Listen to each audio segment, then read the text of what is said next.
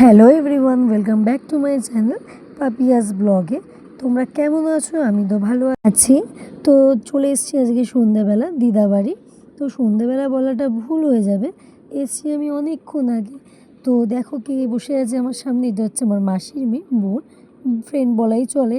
তো ওর আমি ভিডিও করছিলাম, ও তো লজ্জা পাচ্ছে, এটা হচ্ছে ওর ছেলে।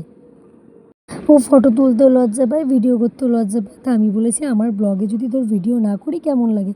তা বলেছে ঠিক আছে কর। আর দেখতেই পাচ্ছ আমার ছেলের মিমির কাছে কত আদর খাচ্ছে। পাশে ওর ছেলে আবার বসে বসে দেখছে আমার মা ভাইকে আদর করছে। আর আমার ছেলে তো আদর খেতে ভীষণই ভালোবাসে। তো দেখো কীভাবে আদর খাচ্ছে। আমরা এখানে বসে আছি দিদাবাড়িতে, সবাই মিলে গল্প করছি, কি করি দেখো।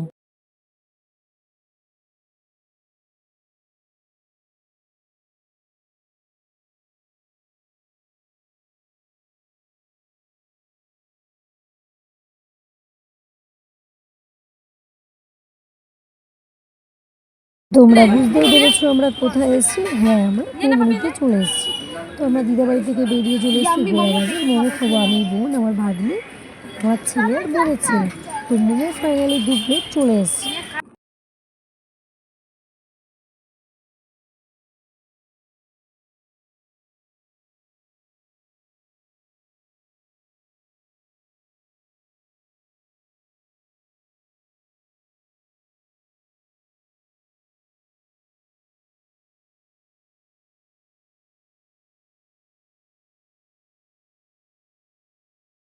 তোমরা তো শুনতেই পেলে যে ওইটুখানি বাচ্চা কি সুন্দর কথা বলছে, বলছে লাইক কমেন্ট শেয়ার করতে আমার চ্যানেলটাকে।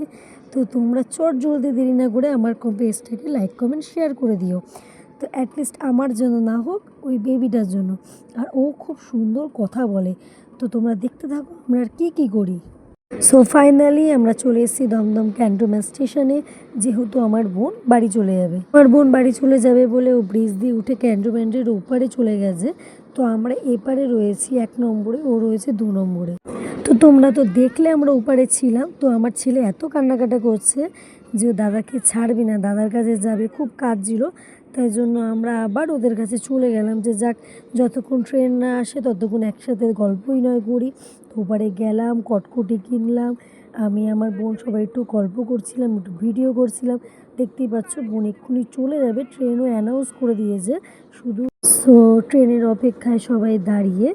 তো ফাইনালি ট্রেন চলে এসছে, তোমরা দেখতে পাবে। এই যে দেখো আমার বোন এক্ষুনি ট্রেনে উঠে পড়বে। তো খারাপ লাগছিলো, এতটা টাইম স্পেন্ড করলাম, ও তো সচরাচর আসে না। তো আজকে এসেছিলো একটু টাইম বার করে।